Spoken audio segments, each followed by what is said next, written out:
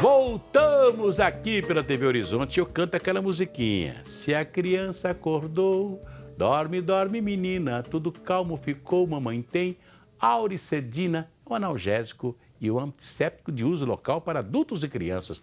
Todo mundo sabe, dor de ouvido, auricedina. Mamãe previdente tem sempre uma auricedina dentro de casa, não é isso? Se persistir os sintomas, o médico deverá ser consultado. Doutora Patrícia, nós falamos aqui de um termo que é usado para as pessoas que são passadas para trás. O termo estelionatário, é estelionatário, né? Parece que é um estelionato, né? Que o próprio governo faz contra aqueles que pagam a Previdência Social, né? E vai ficar pior agora.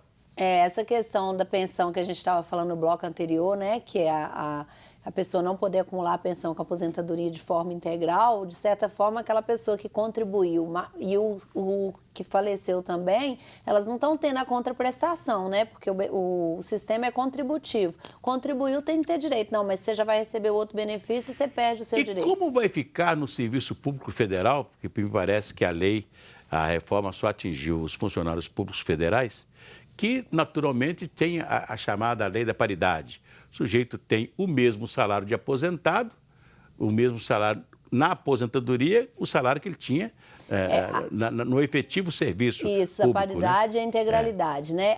A integralidade, que nesse caso ele recebe o da ativa, e a paridade é aqueles reajustes ele receberia, época do pessoal. Ele não perdia nada. Né? Então, mas isso aí, na verdade, era só para aqueles que naquelas emendas de 98 já mudou. Então, só para quem está na regra de transição. Quem entrou antes de 2003 tem uma regra de transição para isso, e antes de 98, desde que cumprisse alguns requisitos.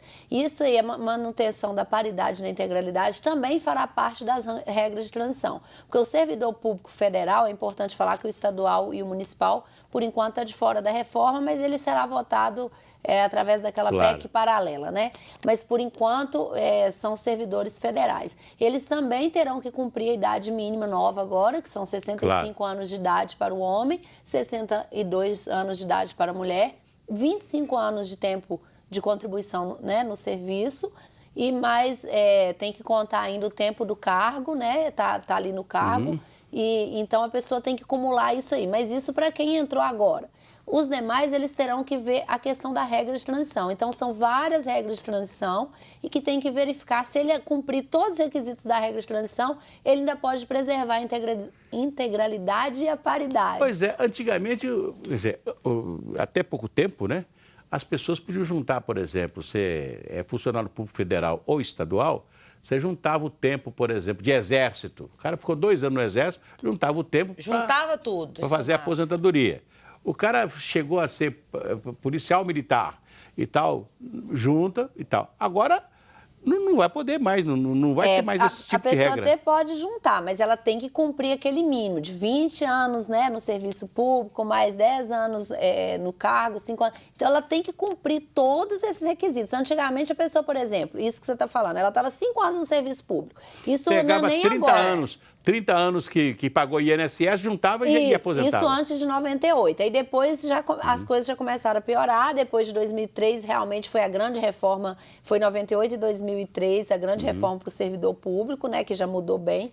Mas agora ainda mudou mais ainda, porque aumentou a idade mínima. Então, é muito importante nessa hora assim, olhar as regras de transição. A pessoa tem que ver se ela preenche. São vários requisitos. Tempo no cargo, tempo de serviço público, idade mínima, tempo de contribuição, contando tudo, e aí a pessoa verificar qual que é a regra mais vantajosa para ela. Assim, uma classe inteira quer saber, doutora Patrícia, o que muda aí na aposentadoria dos professores? Ah, verdade. Então, os professores também retira, muda. Então, assim, desde o projeto inicial, muita coisa mudou em relação ao professor até chegar agora no que foi aprovado. Mas eles vão entrar aí também na questão da idade mínima, né? Então, vai ser 57 anos, ao invés de 62, como é para a mulher que não é professora, e 57 anos de idade e 60 anos de idade para o professor. Continua sendo o professor, tem que comprovar aquela questão de aquele professor em sala de aula, né? Que é só até o POD-G. Giz, né, que Isso. também tem. Então Pode tem Giz essa é questão. no governo do estado, né? E ele tem que ter 25 anos de tempo de contribuição. 25? É. E aí também terão regras de transição, que aí a gente, né, tem que falar de cada uma detalhadamente para cumprir os requisitos para aqueles que ainda não cumpriram o tempo. Pois é, no governo do estado, eu fico me lembrando aqui que eles, o professor ganhava menos que um salário mínimo, né? Vamos, se o salário mínimo é R$1.000, o professor ganhava 600. Aí ganhava pó de giz, mas não sei quanto, mas não sei o quê, mas isso, mas aquilo. Aí fazia um salário, ao invés de dar um salário, né? Aí criaram o subsídio. Não, vamos juntar tudo que um professor ganha e vai dar o subsídio. Até para dar o aumento vai ser melhor.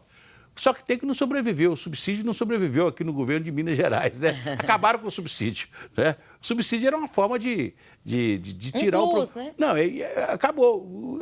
Porque o que acontecia? O professor ia aposentar, ele perdia o pó de giz, perdia tudo e só ficava com o salário dele, que era pouco. Que era muito então, pouco. quando se faz o subsídio, pelo menos melhorava na hora da aposentadoria. A desvalorização, a questão de remuneração e direitos do professor no Brasil é um problema, né? É verdade. É uma vergonha, coisa né? que É um realmente, absurdo. assim, Que eu acho, olha, um absurdo. eu faço uma coisa que eu tenho uma ideia, né, de municipalizar tudo. Você vai municipalizar a escola, porque aí uma cidade pode ser melhor do que a outra. Um salário pode ser melhor, um salário numa cidade tal pode ser melhor do que o salário na cidade X, né? Então você podia ser, as cidades podiam ser diferentes. Tinha que mudar, né? o conceito como um todo, É, né? não, não. Essa valorização tinha que mudar Aí como nós um temos todo. uma secretaria, por exemplo, aqui em Minas Gerais, nós temos uma secretaria da educação com 400 mil funcionários. 50, você pode nomear professor à vontade, mas sempre você vai ter 50, 60 mil professores em licença de saúde. Então você não vai acabar nunca com a figura do professor contratado, eventual, né, do designado, essas coisas. Quer dizer, é uma coisa que não vai mudar, porque é um gigantismo muito grande, né? Uma Dá secretaria tempo de com falar mais de do 400. Loas? Tem uma pergunta do Loas. Vamos lá, dá Loas tempo, foi sim. afetado? Não, então, o Loas não continua como era, não foi atingido pela reforma, então o Loas continua como era antes. As pessoas idosas, acima de 65 anos de idade, ou aquelas que comprovem a deficiência ou invalidez, mas é importante frisar que tem que ter uma renda familiar inferior a um quarto salário mínimo, conforme a lei, obviamente. quarto, né? Obviamente, Um isso quarto, na né? justiça pode até conseguir algo maiorzinho, e aí a pessoa vai continuar tendo direito ao valor de um salário mínimo, que falou-se muito em diminuir, reduzir para metade, mas manteve. Então, o LOAS continua como é hoje, né? Ele vai continuar como é hoje, né? A gente já está falando na regra Não antiga. houve mudança. Não, a gente ainda está na regra atual e a reforma virá ainda. Então, o LOAS continua como é hoje e não será afetado. Eu queria complementar aqui a minha ideia, que eu falei de municipalizar a educação, né? Mas também tinha que melhorar, fazer uma reforma tributária onde o município ia receber diretamente o dinheiro que vai lá para Brasília para depois voltar. Agora, nessa minha ideia, o município tinha que ter arrecadação. Se não tiver, não tem jeito, tem que não mudar sobrevive. tem que mudar todo o Tem sistema. que fazer né? uma reforma geral no Brasil. Olha, desconforto, irritação, tudo provocado pela prisão de ventre. Pare de sofrer. Pílulas e Mescar, mais de 80 anos de experiência no mercado no tratamento das hemorroidas. Se persistirem os sintomas, um médico deverá ser consultado. Doutora Patrícia Salomão, para a gente discutir sobre previdência e sobre o que nós vamos ter a partir do que nós vamos ter aí a partir da aprovação final da lei da reforma da Previdência, da PEC, né, do projeto de reforma constitucional. A gente vai ter muita coisa para a gente discutir. Com certeza, que são muitas mudanças e muitos detalhes. Está convidada para voltar semana que vem para a gente continuar falando. Será um prazer, legal? com Falou? certeza. Muitas Patrícia, perguntas. Vamos embora? Vamos embora? Vamos Gratidão e alegria, gente. Até amanhã. Lembrar, um abraço para vocês. Até lá.